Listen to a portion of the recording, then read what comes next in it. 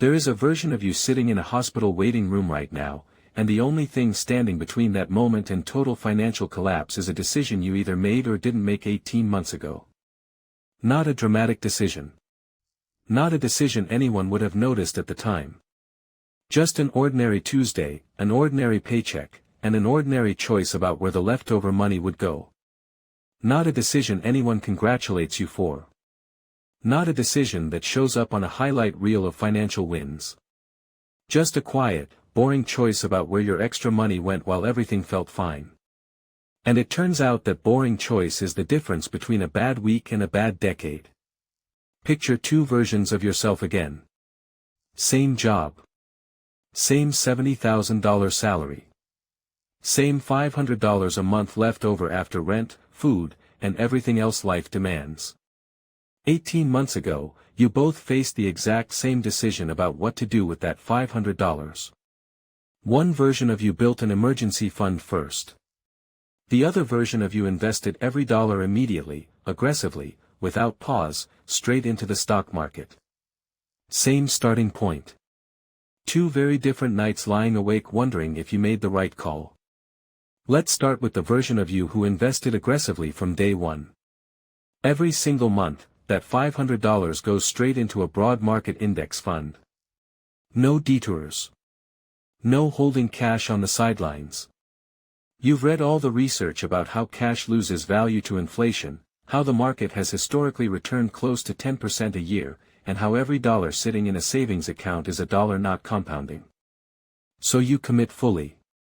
18 months in, at a reasonable average return, that steady stream of contributions has grown to somewhere around $9,800. It feels great. Every dollar you've ever set aside is out there working for you, not sitting idle. Now the version of you who built an emergency fund first. For the first 10 months, every one of those $500 contributions goes into a boring, unglamorous high-yield savings account instead. No market exposure. No compounding at 10%. Just a plain account earning maybe 4 to 5% in interest. After 10 months, you've got roughly $5,100 sitting there, covering close to 3 months of essential expenses. Only after hitting that cushion do you start redirecting the monthly $500 into the market instead. Over the remaining 8 months, that redirected money grows modestly, and combined with your slowly growing emergency fund, your total position after 18 months sits at around $9,300. On paper, right now, in this exact moment, the aggressive investor is ahead. About $500 ahead. And if nothing ever went wrong in either life, that gap would probably keep widening every single month for years, because that's simply what compounding does when you let it run uninterrupted. But something does go wrong. It always eventually does. That's not pessimism. That's just what an 18-month window of an ordinary life looks like.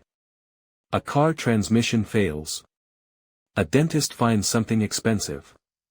A company does a round of layoffs, and this time your name is on the list. Let's say it's the layoff, because it's the scenario that exposes the real difference between these two strategies faster than anything else. Both of you lose your job in month 18, on the same day, for the same reason, completely outside your control. The version of you with the emergency fund sits down, does the math, and realizes you have roughly 3 months of expenses sitting in that account, untouched by any of this. You keep paying rent. You keep buying groceries. You keep your health insurance active while you search for the next role. Meanwhile, the $4,200 you'd already redirected into the market during those last 8 months stays exactly where it is, invested, untouched, continuing to compound in the background because you never needed to touch it. Stressful month? Absolutely. Financially catastrophic? Not even close. The version of you who went all in on investing has a very different Tuesday morning. Every dollar you've saved over 18 months is sitting in the market, and the market does not care that you just lost your job. You need money for rent in 3 weeks. Your options are limited, and none of them are good. You could sell investments to cover expenses, which means converting long-term growth into short-term survival money at whatever price the market happens to be offering that particular week. If the market happens to be up when you need the money, that's a lucky break. If the market happens to be down, and job losses have an uncomfortable habit of clustering right around economic downturns when companies are cutting costs, you're selling at a loss to cover rent, permanently converting a temporary cash flow problem into a permanent dent in your net worth. This is the part almost nobody accounts for when they're deciding how aggressively to invest. It's not really a debate about which asset grows faster. Stocks, historically, absolutely do grow faster than a savings account, and nobody serious is arguing otherwise. The real question is a completely different one. What happens the 1 month things go wrong at exactly the wrong time? Economist Harry Markowitz, who won a Nobel Prize for his work on portfolio theory, once described his own approach to splitting money between stocks and safer holdings by admitting he wasn't purely optimizing for maximum expected return. He was optimizing for regret, deliberately keeping a meaningful cushion in safer assets specifically so that a market downturn wouldn't force him into a decision he'd spend years regretting. That's a strange thing to hear from one of the founding minds of modern portfolio math, but it's exactly the instinct an emergency fund is built on. Sometimes the smartest financial move isn't the one with the highest expected value. It's the one that keeps you from being forced into a terrible decision during the worst possible week of your life. There's a name for what happens when you're forced to sell investments during a downturn to cover an emergency. It's called sequence of returns risk, and it's brutal in a very specific, mathematical way. It's not just that you lose money on the sale. It's that the money you sold is no longer there to participate in the recovery that almost always follows a downturn. Miss the recovery, and you've locked in the loss permanently, right at the exact moment the market was about to hand it back to you.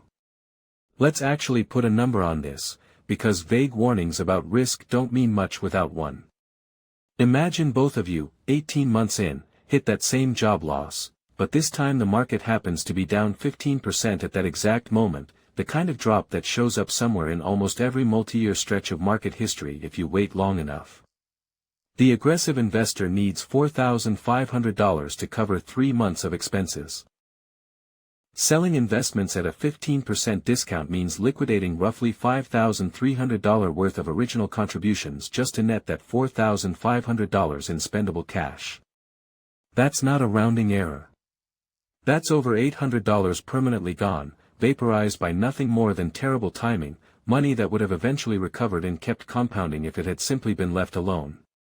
The emergency fund investor, meanwhile, pays that same $4,500 out of a cash account that never dropped a single percent, because cash doesn't crash.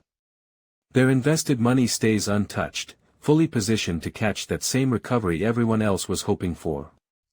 Now, does this mean the emergency fund first strategy always wins? No, and this is exactly the trap worth avoiding, because the honest answer depends heavily on how stable your income actually is. If you have a highly stable government job, strong unemployment protections, a spouse with independent income, or family that could genuinely bridge a gap without resentment or strings attached, the probability of ever needing to liquidate investments at a bad moment drops significantly, and a smaller cash cushion, or an accelerated path to full investing, becomes more defensible. Risk tolerance isn't just a personality trait. It's a direct function of how many other layers of protection already exist underneath you. But for most people, income isn't nearly that stable, and this is exactly where the aggressive investing pitch quietly leaves something out. It's easy to point at historical average returns and conclude that any dollar not immediately invested is a dollar wasted. That's true in a world where nothing unexpected ever happens to you personally, only to markets in the abstract. It's a much weaker argument in the actual world, where transmissions fail, companies do layoffs in bad quarters specifically because those are bad quarters for everyone, and medical bills rarely check the calendar before showing up. Financial researcher and behavioral economist Emily Balcetis has studied how people systematically underestimate the likelihood of disruptive personal events happening to them specifically, even while accurately estimating how often those same events happen to people in general. Ask someone the odds that the average person experiences a job loss, a major repair bill, or a medical emergency within any given 3-year period, and they'll usually give a reasonably accurate answer. Ask that same person the odds it happens to them specifically, and the number drops sharply, not because their circumstances are actually safer, but because of a well-documented psychological distance between statistics about people in general and belief about our own specific future. That gap is exactly what convinces reasonable, intelligent people to skip the emergency fund entirely, not out of recklessness, but out of a very human blind spot about their own risk. There's also a quieter cost to skipping the emergency fund that has nothing to do with markets crashing at all, and it shows up even when nothing dramatic happens. It's the psychological cost of every single financial decision becoming a portfolio decision. Need $600 for a surprise vet bill? Now you're deciding which specific investment to sell, when to sell it, and whether this particular Tuesday happens to be a good day to be exiting a position. That's a lot of unnecessary cognitive load layered on top of an already stressful moment, and research on financial stress consistently shows that decision fatigue compounds anxiety, making people more likely to make impulsive, poorly reasoned choices exactly when clear thinking matters most. An emergency fund removes that decision entirely. The money is already sitting there, already earmarked, already boring by design. Boring, in this one specific context, is doing you an enormous favor. So does that mean you should build a full 6-month emergency fund before investing a single dollar? Not necessarily, and this is where a lot of financial advice oversimplifies into a rule that doesn't fit everyone's actual life. The right-sized emergency fund depends heavily on your specific risk profile. A salaried employee with stable, predictable income and strong health insurance might reasonably need only 2 to 3 months of expenses set aside before shifting most new savings toward investing. A freelancer, a commission-based salesperson, or someone in a volatile industry with irregular income might genuinely need 6 months or more, because their version of a bad month is far more likely and far less predictable than a salaried employee's version of the same bad month. There's also a middle path worth naming explicitly, because framing this as strictly one or the other misses how most financially secure people actually operate in practice. Build a smaller starter emergency fund first, something in the range of 1 month of expenses, enough to absorb a minor shock without touching investments at all.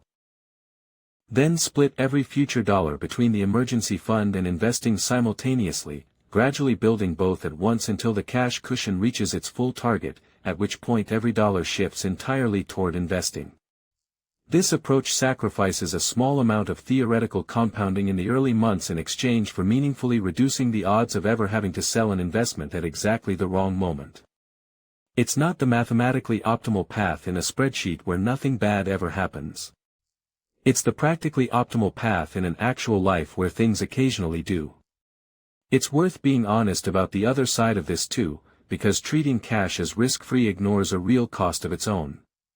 Every dollar sitting in a savings account, even a high-yield one earning 4 to 5%, is a dollar not participating in a market that has historically returned meaningfully more than that over any long enough stretch of time. Hold too large an emergency fund for too many years, well beyond what any realistic scenario would require, and you're quietly paying an opportunity cost that adds up the same way any missed compounding does. The goal was never to hoard cash indefinitely out of fear. It was to hold exactly enough of it to survive a bad month without becoming a forced seller, and not $1 more than that. There's one more layer to this worth naming, because it doesn't show up in most conversations about emergency funds at all, and that's the interest rate environment the cash itself sits in. A high-yield savings account earning close to 5% during a period of elevated interest rates behaves very differently than the same account earning closer to 1% during a period of near-zero rates. When cash itself is earning a meaningful return, the opportunity cost of holding it shrinks considerably, and the emergency fund first approach costs you almost nothing in foregone growth. When rates are low, that opportunity cost becomes more real, and the temptation to skip the cushion entirely grows stronger, exactly when doing so is arguably riskier, because low-rate environments often coincide with the kind of uncertain economic conditions that make job loss more likely in the first place, not less. Let's look at what happens if we run this same comparison out much further than 18 months, because a single bad month is easy to reason about in isolation, but the real test of any financial strategy is what happens across a full decade that includes several bad months scattered unpredictably throughout it. Stretch both paths out to 10 years. The aggressive investor never builds a dedicated cash cushion at any point, always redirecting every available dollar straight into the market, year after year, regardless of what else is happening. Over that decade, based on typical historical patterns, they'll likely encounter at least one meaningful downturn, and there's a real chance, not a certainty, but a real chance, that a personal financial shock lands during or shortly after one of those downturns, simply because downturns and job losses tend to cluster around the same broader economic conditions. Each time that overlap occurs, a portion of their portfolio gets liquidated at a discount to cover the emergency, and that liquidated portion never gets to participate in the recovery that follows. Run this pattern across a full decade, and even 2 or 3 poorly timed forced sales can meaningfully drag down the ending total compared to a portfolio that was never touched at all. The emergency fund first investor, by contrast, absorbs those same shocks using cash that was already sitting there for exactly that purpose. Their invested dollars, once they start flowing after the initial cushion is built, are never touched by anything except long-term market movement. No forced sales. No poorly timed liquidations. Just steady, uninterrupted compounding from the moment each dollar enters the market until the day it's actually needed for something other than an emergency. Over 10 years, the emergency fund first investor typically ends up modestly behind in the scenario where nothing ever goes wrong, and meaningfully ahead in the much more common scenario where at least one or two things do. This is the part that rarely gets modeled honestly in the simple, spreadsheet-style comparisons of investing early versus investing later. Those comparisons almost always assume a perfectly smooth, uninterrupted stream of contributions with no withdrawals, no emergencies, and no forced selling, because that's the easiest scenario to calculate. It's also the least realistic one. The real comparison was never invested money against uninvested money in a vacuum. It was invested money that occasionally gets liquidated at the worst possible moment against invested money that never has to be.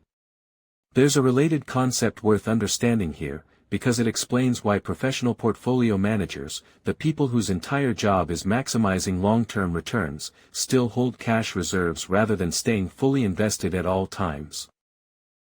It's called liquidity risk, and it refers to the danger of needing money faster than your assets can be converted to cash without a meaningful loss of value. Real estate is famously illiquid, taking months to sell. Stocks are far more liquid, technically convertible to cash within a few days, but liquid does not mean free. It means convertible at whatever price the market happens to be quoting at that exact moment, good or bad. A cash emergency fund isn't just about having money. It's about having money whose value doesn't fluctuate based on the timing of when you're forced to access it. It's also worth being honest about a scenario that flips part of this analysis, the emergency that has nothing to do with income at all. Not every financial shock is a job loss. Some are opportunities disguised as emergencies, a chance to buy into a business, a sudden need to relocate for a role that pays significantly more, a rare window to purchase something below market value that won't be available again. An emergency fund covers you when things go wrong. It doesn't necessarily position you to move quickly when something unexpectedly good shows up and requires capital faster than your investment account can reasonably be tapped. This isn't an argument against building the cushion. It's a reminder that the size of that cushion should be calibrated to genuine risk, not inflated indefinitely out of a general anxiety about all forms of uncertainty, good and bad alike. Something similar applies to where exactly that emergency fund lives once you've decided to build one, because not all cash is created equal either. A high-yield savings account offering same-day or next-day access is meaningfully different from a certificate of deposit that penalizes early withdrawal, or a money market fund that technically allows withdrawals but occasionally involves a settlement delay of a day or two. The entire purpose of this money is instant availability during a crisis. A slightly higher interest rate on a less liquid account isn't worth much if it costs you 3 extra days of waiting during the exact week your car needs an $1,800 repair to get you to work on Monday.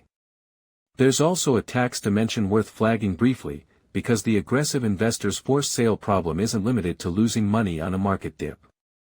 Selling investments outside of a retirement account can also trigger a taxable event, meaning a portion of whatever gains you did manage to accumulate gets handed straight to the government at exactly the moment you needed every dollar for something else entirely. The emergency fund investor sidesteps this complication completely. Cash withdrawals from a savings account aren't a taxable event. They're just your own money, sitting exactly where you left it, available without a single form to fill out. So here's the actual question worth asking, not emergency fund or aggressive investing, but how much genuine bad luck can your specific life absorb before a temporary problem turns into a permanent one? Neither answer is wrong in isolation. But only one of them is usually chosen deliberately, with your actual income stability and actual risk tolerance in mind, rather than defaulted into simply because a headline about average market returns made the decision feel obvious. There's a psychological dimension to all of this that deserves just as much weight as the math, because a strategy that looks optimal on a spreadsheet is worthless if it's not the strategy you can actually stick with when things get uncomfortable. Behavioral finance research consistently shows that investors who experience a genuine cash flow scare, an emergency they weren't prepared for, are significantly more likely to pull money out of the market entirely afterward, sometimes for years, not because the math changed, but because the fear did. An emergency fund isn't just a buffer against forced selling. It's a buffer against the much larger risk of panicking your way out of investing altogether after one bad experience teaches you, incorrectly, that the market itself was the problem. The investor who never has to learn that lesson the hard way tends to stay invested far more consistently over the following decades, and consistency, far more than any single early decision, is what actually determines long-term outcomes. Consider, too, how this plays out differently depending on where someone is in their financial life, because the calculus genuinely shifts with age and circumstance. Someone in their early 20s, with decades of runway ahead, few dependents, and the ability to move back in with family or pick up extra work if things go sideways, can reasonably afford to lean more aggressive, because their downside is naturally cushioned by time and flexibility that simply isn't available to everyone. Someone in their 40s with a mortgage, children, and far less appetite for disruption is taking on a fundamentally different kind of risk by skipping the cash cushion, because a forced sale at that stage of life isn't just a dent in a retirement account decades away, it's a threat to the stability of an entire household right now. The right answer was never a universal rule. It was always a reflection of how much shock a specific life, at a specific moment, can actually absorb.